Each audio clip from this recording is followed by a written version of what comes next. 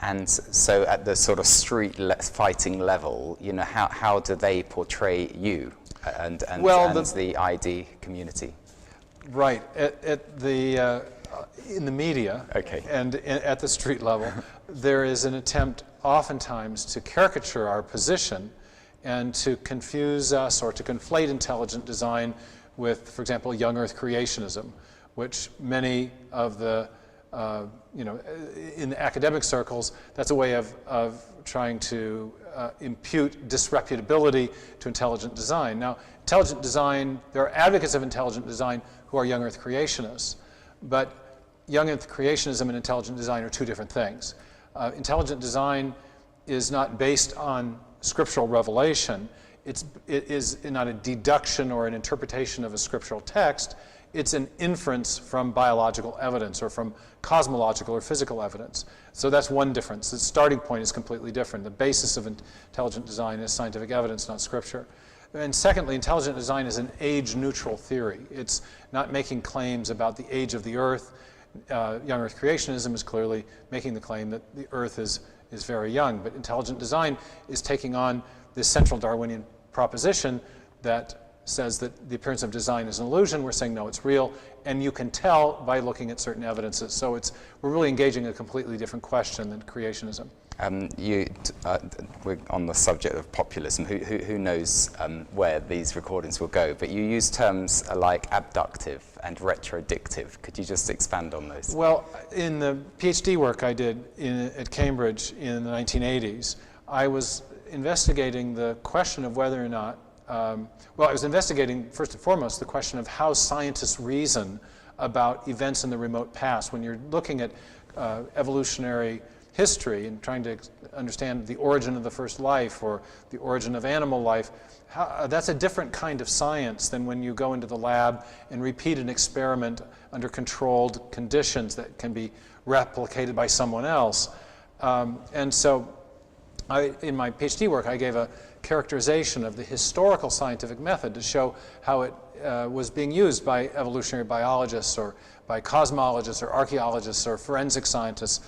And it turns out that whereas in many branches of science, scientists rely on inductive reasoning or a method of reasoning that's called the hypothetico-deductive method, in biology or in historical sciences, scientists reason from effects back to causes. We have the clues that are left behind, and we try to figure out what caused those clues. And that's a form of inference that's called abduction, or it's also retrodictive in the sense that it's going backwards in time. So it's a different scientific method. And interestingly, it's the method that Darwin used in The Origin of Species. And I used the same method of reasoning in developing my case for intelligent design in Signature in the Cell and in Darwin's Doubt. And so it's kind of irony in that I'm using Darwin's method of reasoning to come to a non-Darwinian conclusion about design. But I have great respect for him as someone who wrote obviously a great scientific book, and I especially appreciate his pioneering use of this historical scientific method, which I use, even though I part company with him on the design question. I've got young children. The appeal to them, and I suppose to school communities, is the simplicity of saying this is the evidence. And so if I was asking on behalf of my 12-year-old son, I would say, what is the evidence for ID? Absolutely, that's very good, because I think the evidence is very compelling and can be comprehended by people at various levels.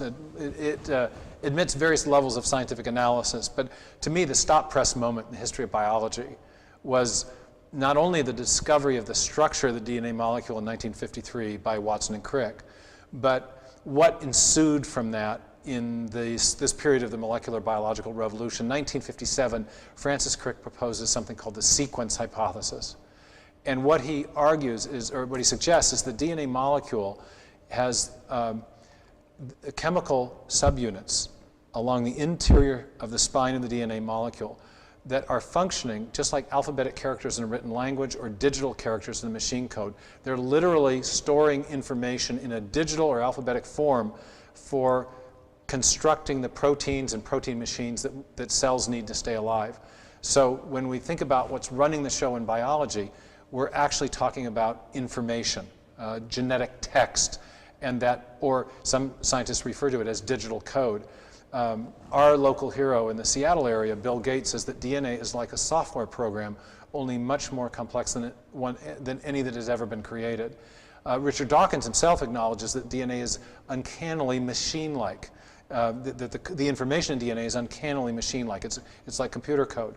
Now, most younger people are more intuitively connected to the information technology that we use in computers. And I used to ask my students, if you want to give your computer a new function, what do you have to give it? And students would get it right away. You need code or a program or digital code. And the same thing is true in life. If you want to build a new animal from a pre-existing animal, you have to have new information. If you want to build life in the first place from simpler non-living chemicals, you've got to have the chemicals arrange themselves into informational sequences that are capable of building the proteins and machines that we need to keep cells alive. So one of the primary evidences of design is the digital information that's stored in the DNA molecule. It has the same attributes as written language or digital code.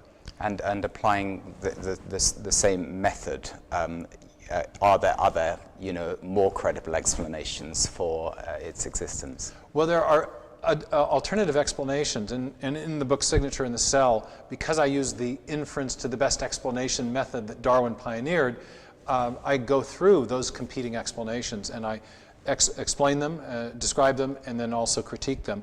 And the big story in origin of life research is that over the last 20 to 30 years, there has been a deepening impasse in the field, because whether the theories are invoking chance or law-like necessity or some combination of the two, they have all failed to explain the origin of the information that's necessary to build or generate the first living cell. And so that's the unsolved problem from the standpoint of materialistic evolutionary theory.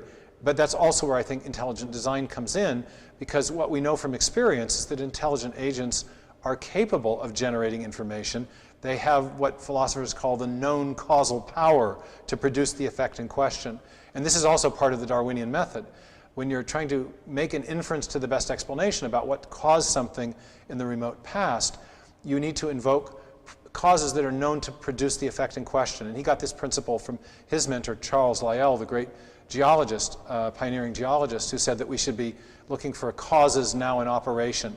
And when I came across that phrase in Lyell's work, I said, it was a moment when the nickel dropped. You had an aha moment, and I said to myself, I asked myself the question, what is the cause now in operation that produces digital information, digital code? And I realized there was only one such cause that was known. It was intelligence. I knew of the impasse in origin of life studies. I knew that causes based on chance or invoking chance, necessity, or the combination were unable to produce information. But there is a cause of which we know that does produce information, and that's mind or intelligence. One information scientist said that information is habitually associated with conscious activity. And so when we find information at the foundation of life, the most natural thing to infer, based on our knowledge of cause and effect, is that conscious activity, intelligence, produce that information.